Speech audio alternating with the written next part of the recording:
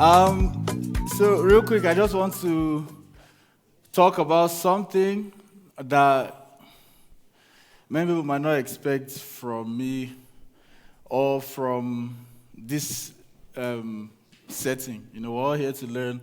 And me, I just want to talk about something that I find really important, even if it might not seem so.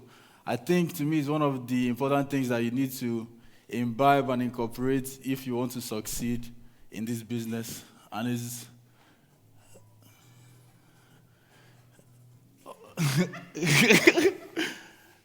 the best. Dreadlocks. The key to success in the media and entertainment business. Yeah. It sounds ridiculous, but this is how I genuinely feel that if you want to make it in this game, you need to have dreadlocks. I'll give you a quick example. The convener of this thing, Oluwa the best, he had dreadlocks. Since he cut his dreads, how many commercials has he done? Yeah, I'm not joking. Like, if you have low cut, start growing your hair. Yeah, so about me, I'm Ebuka Nwobu. I'm a reluctant Rasta. I've spent many years honing my craft as a film producer, but the real reason I'm here is because I stopped combing my hair. So I just want to talk about this real quick, but on a more serious note though, I want to talk about this project. Okay, can I pause? I'll just go back. So basically, this project is Sweet Lie. I've done a lot of productions as a producer, but this is a project that I did as a director.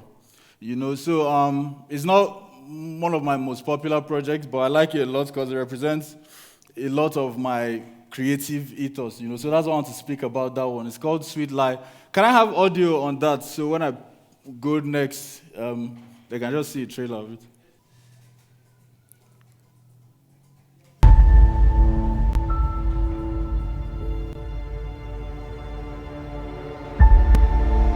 You can see him. What do you mean I can see him? Of course I can see him.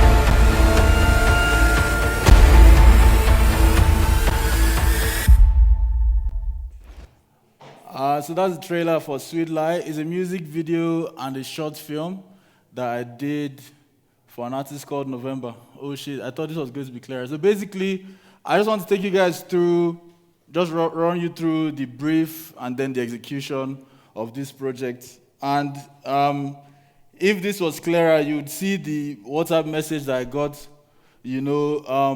at first. And basically, it was communicating that this artist needed a video. I can't remember what it says, actually. I was hoping to read it from here. But basically, we want to do a music video about an artist that has lost his girl to the streets, basically.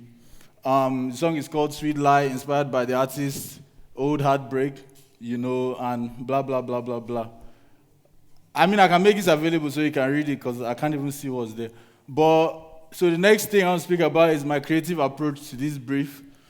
So when a brief comes, there's so many ways that you can approach it, but with everything I do creatively, it has to tick two important boxes for me. Whether it's with events, whether it's with music videos, whether it's with commercials, everything I do has to tick two boxes, and one of them is that everything I create needs to be very, very Nigerian, and the second thing is that it needs to be very, very world-class.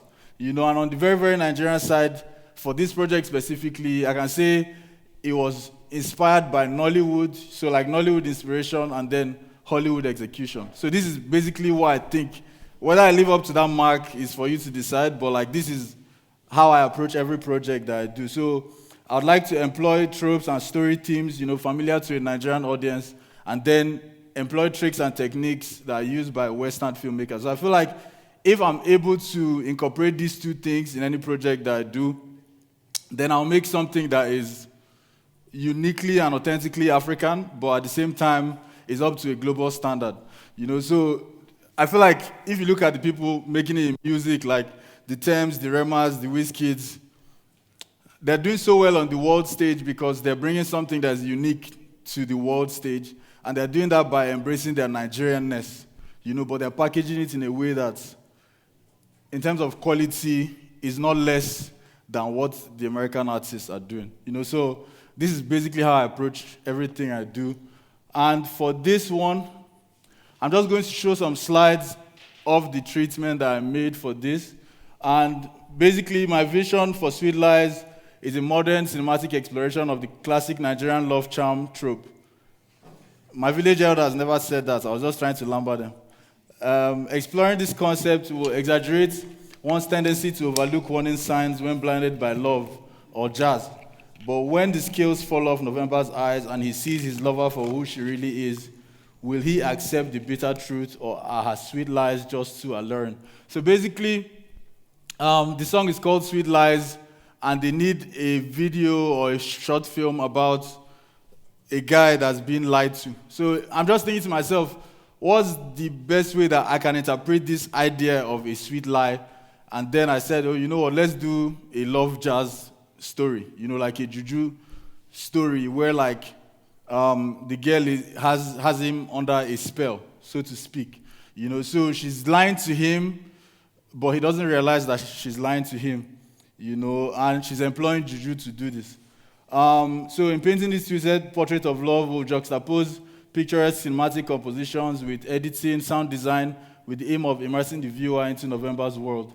So these are some of the visual references that I was playing with, because I was thinking, if you tell this Nigerian story and you use just cutting-edge cinematic techniques, I'm just using big words now, but basically, I feel like we'll arrive at something that's very different from the Nollywood films that we're used to, but also very different from the foreign films and videos that inspired the techniques, that we're exploring. So Act 1.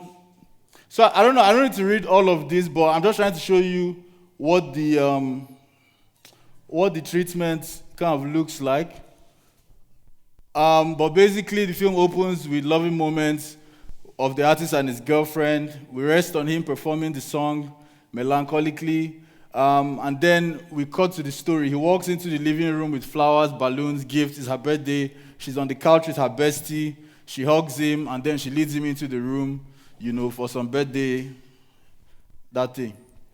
And then in the second act of this story, on a normal day, he's cleaning out the cabinets. He bumps into a weird ceramic figurine, which falls to the ground and breaks.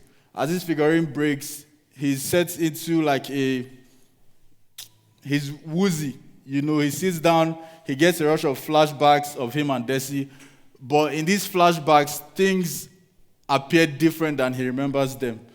So a memory of him watching her dance for him now becomes her doing a witchcraft ritual dance, right? And then, so things start seeming weird. And in that moment, she walks in, with another man, kissing, doing whatever they're doing. They notice him, but they don't seem to care. And then he calls their attention. And obviously, at this point, she's shocked that he sees her with the guy. And he's like, oh, you can see him.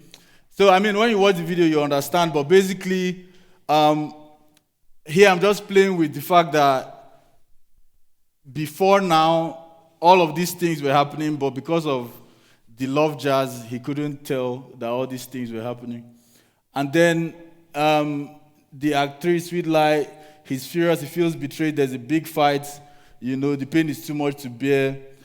And then at this point where we see whether he chooses to move on, with the sweet lies, or whether he decides to cut off that relationship. So it's kind of one of the things that inspired it as well is if you've been in a relationship that wasn't exactly good for you, maybe an abusive relationship, or maybe with a partner that was cheating on you or something, you might be able to relate with wanting to be in something that wasn't necessarily good for you. So that's kind of how that's what I was trying to depict here, but exaggerating it with juju and all of that interestingness. Are you serious? What the fuck?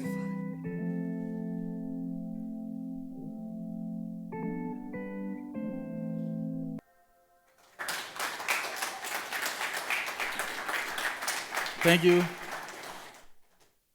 Yeah, I hate watching shit that I make in front of people. But yeah, so that's it basically. So what's the key, to success? Is it luck or dreadlocks? I don't know. I'll just keep growing my locks and I'll keep doing the work and ask me in a year. We'll see what the correct answer to that is. Thank you very much for listening to my presentation. Yeah, I don't know. Do I take questions? Or? Yes. Dabes, can I take? Because of time, we can only take 2 questions. So if you have questions, let me see your hands. I just have one question. I know as a producer, you have so many things that you have to oversee, different, departments in the production process. So if you can, based on hierarchy, what part of the production process do you know that if you fuck up on, the production can as well go to shit? Do you understand what I'm saying? Mm-hmm. I think that for me, all departments are important, but the one whose fuck up will be most obvious is the art department. Because I feel like everything that you've watched, a lot of it had to do with like the sets and all of that. So if that department messes up, then it's going to be very obvious that you guys don't know what you're doing. If the DOP is not the best, you can black and white the thing and say that that's your plan all along. So for me, that's the thing.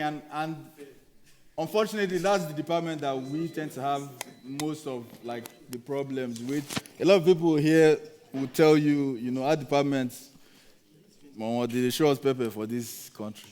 But yeah, that's the answer to that question. Okay, thank you for that question. So there's no shift, to be honest. I say I'm a creative producer because like even when I produce, I have like creative input as well. So it wasn't really different. And I'm not becoming a director. I'm still a producer. I'm just the kind of person that I like to do whatever I want to do at any given time. And at that time, I wanted to direct, like, be solely responsible for the direction. But for me, it doesn't feel that much different because even when I'm producing, whether events or films or commercial, like it's still a very, very creative process for me as well. So yeah, I'm still a producer. And I'll always be. I don't know if that answers your question, Sha, but thank you guys. That was a really insightful session.